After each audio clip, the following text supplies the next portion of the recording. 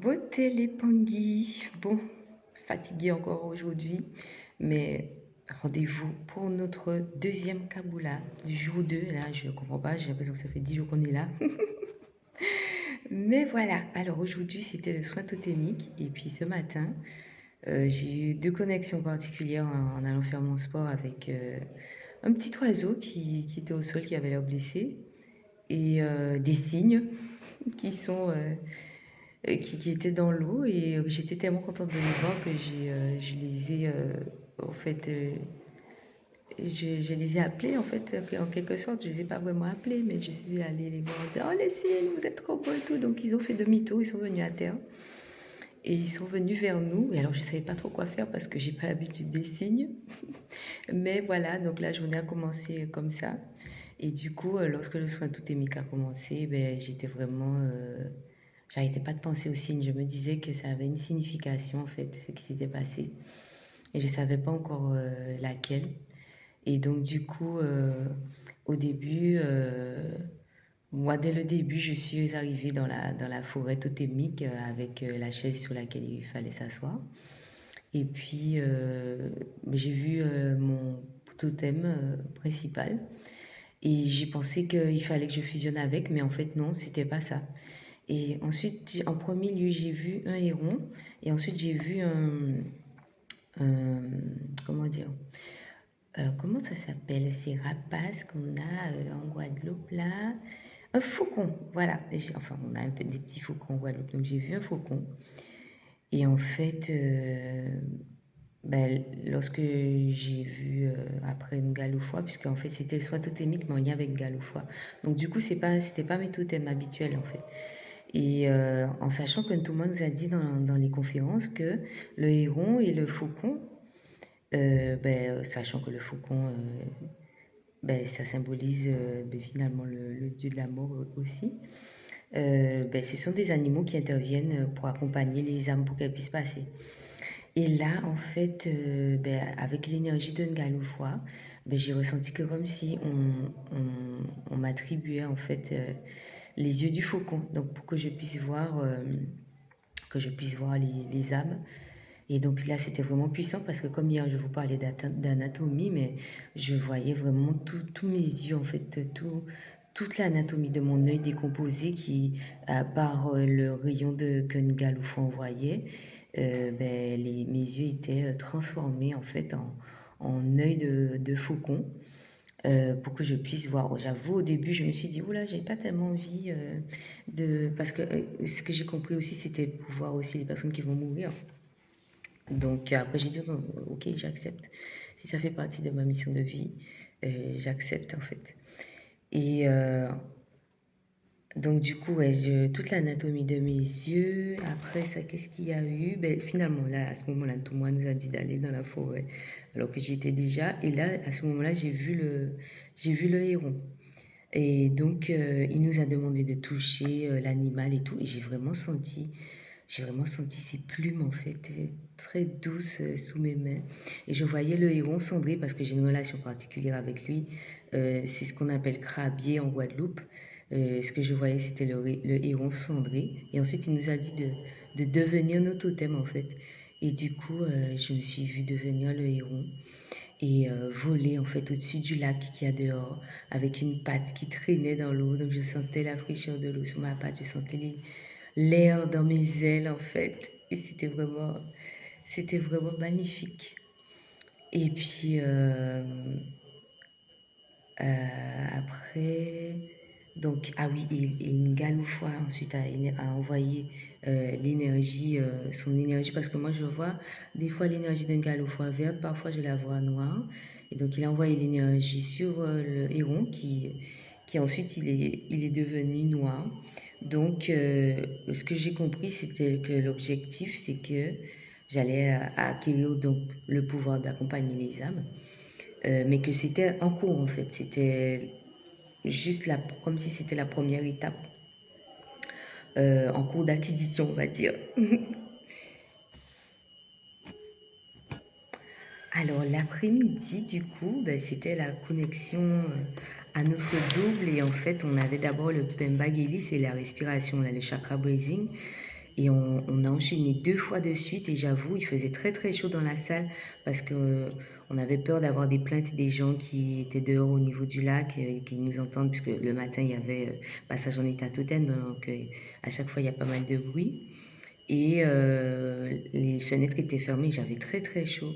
Donc j'avais du mal quand même à me connecter.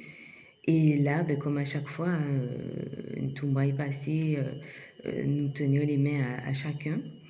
Et, euh, et du coup, ben là, il m'a dit de laisser monter. C'est vrai que j'avais peut-être un petit peu de réticence par rapport à la veille, comme il m'a coupé, donc je savais pas trop non plus à quel point je devais monter.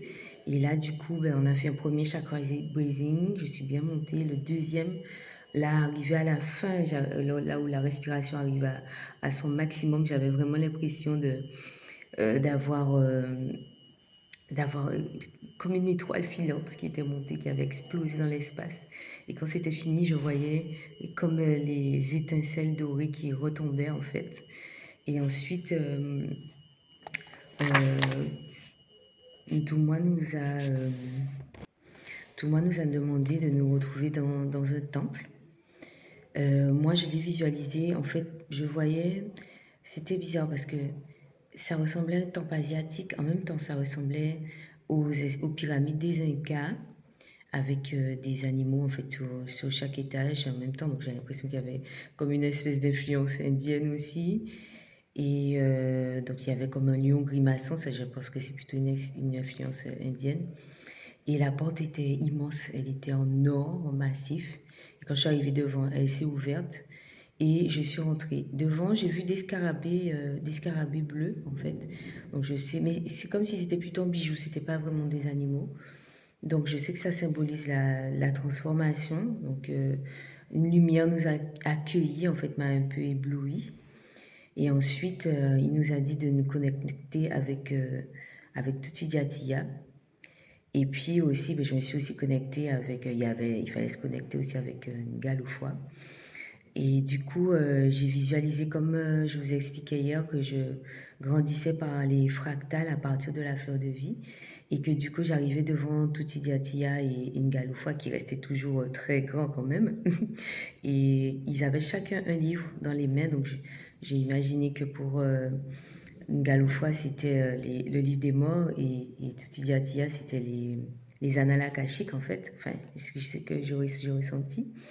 Et j'avais posé la main en fait sur les deux livres et je voyais comme une énergie verte qui rentrait par mes mains.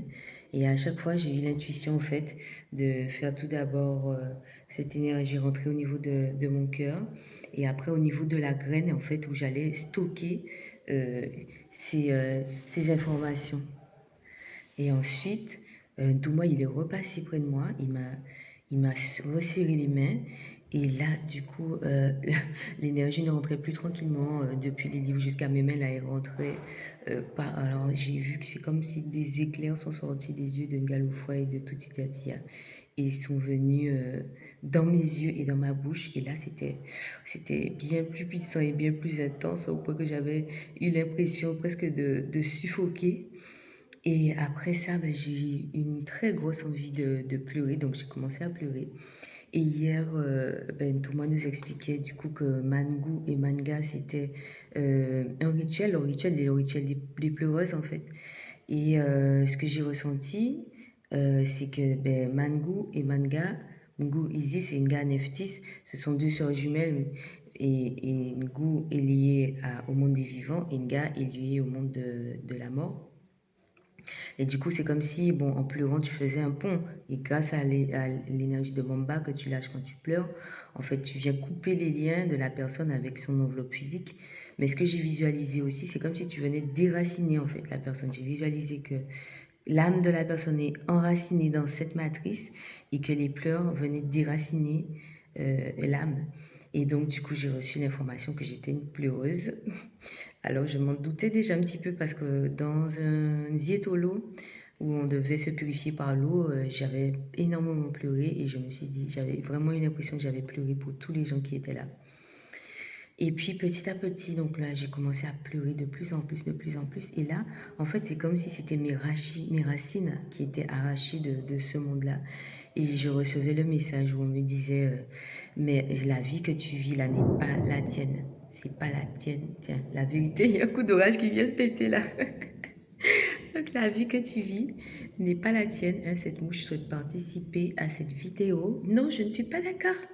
Donc, donc il faut vraiment que tu récupères la vie que tu as et ça me faisait, que tu dois avoir et ça me faisait encore plus pleurer parce que c'est comme si on me disait que je devais couper avec tout, quoi. Mais bon, je vais pas repleurer. Et là, ensuite, j'ai reçu une clé, en fait, une clé, on m'a donné une clé pour accéder au royaume de Ngaloufwa. Et puis c'est marrant parce qu'après, Thomas a expliqué dans son Kabula que c'est comme si c'est notre ADN qui devenait une clé pour qu'on puisse accéder au royaume de Ngaloufwa. Et hier, j'avais aussi reçu une marque dans le dos, donc j'ai ressenti que cette marque dans le dos là, elle était accentuée. Et j'ai distingué quelques formes géométriques. Et donc, Thomas a dit qu'il allait nous expliquer, puisque apparemment, il faut utiliser certaines formes géométriques bien précises pour faire descendre, c'est-à-dire, admettons, toi, tu as un canal, gallophare, pour faire descendre les âmes en toi, si tu veux entendre ce qu'elles ont à dire, ou pour les faire passer. Et le soir, ben, on rentrait vraiment dans le vif du sujet, puisque c'était le Ngaloufoua hein, qu'on avait, même si on applique tout jusqu'à maintenant à Ngaloufoua, je pense que c'est pour ça que mes totems étaient plutôt tournés vers Ngaloufoua. Ben là, on rentrait vraiment dans le vif du sujet. Et là, au début, j'avais du mal parce que j'ai mangé quelque chose que je ne digérais pas. Et donc, j'avais du mal vraiment à me mettre dedans. Et puis, petit à petit, la connexion est venue et on est retourné dans le temple de Ngaloufwa pour arriver devant le miroir devant lequel on arrive pour invoquer les morts. Et ensuite, donc, à ce moment-là, comme en fait, la dernière fois en Guadeloupe, j'avais déjà fait passer la plupart, mais il y avait ma tante qui n'était pas encore passée. Donc là, cette fois-ci, elle est passée. Je sais pas trop hein, pourquoi elle n'était pas encore passée. Peut-être que c'était pas encore le moment. Et puis ensuite, comme en Guadeloupe, j'avais pu faire passer certaines personnes qui étaient mortes noyées. Donc j'ai voulu me retourner vers ça, mais finalement, ce sont des Kalinas qui sont venus. Et franchement, la première image que j'ai eue, c'est une dame qui est Kalina, mais qui était vraiment identique à moi. C'était moi, en fait, en Kalina à cette époque-là. Et ça m'a fait monter beaucoup d'émotions. Elle, je ne l'ai pas vue passer, mais les autres, j'ai vu des chefs Kalina, j'ai fait tous les peuples Kalina, les peuples de la Guadeloupe, de la Martinique, de la Dominique, qui passaient, qui passaient, qui passaient. Et c'était vraiment génial, c'était vraiment touchant. Et tout le monde nous expliquait qu'en fait, quand ils passent, on récupère en fait certains dons qu'ils nous font. Et surtout quand on fait passer aussi parfois enfin, ce dont j'ai eu l'impression, c'est que on fait passer parfois des gens qui avaient des capacités, des pouvoirs chamaniques. Donc on peut récupérer également ces pouvoirs chamaniques. Donc voilà. Il y a une dame particulièrement qui m'a marqué. Je pense que c'était une reine. Je ne sais pas pourquoi elle était particulièrement grande par rapport aux autres avec un collier sur son torse qui était formé de cauris. Et elle avait un bébé, elle était allaitante. Et cette dame m'a particulièrement marquée. Je l'ai beaucoup vue. Elle est revenue souvent et je ressentais quelque chose de particulier par rapport à elle. Et, et puis voilà, donc ensuite, par rapport à Kenatu, j'ai voulu me reconnecter à lui en fait et utiliser donc ce pouvoir de l'après-midi de pleureuse là pour le déconnecter de sa momie et de tous les objets qu'ils ont pu garder parce qu'on sait que les momies, ben, on garde aussi les organes dans des récipients aussi. Et puis il y a eu pas mal de prélèvements, donc je travaillais pour le déconnecter de tout ce qu'on a pu garder de lui en fait. Après ça, j'ai vu une grande lumière verte, donc je ne sais pas vraiment s'il est passé, mais en tout cas, il m'a donné deux cristaux, en fait, qui avaient une forme un peu cylindrique, qui étaient noirs avec des reflets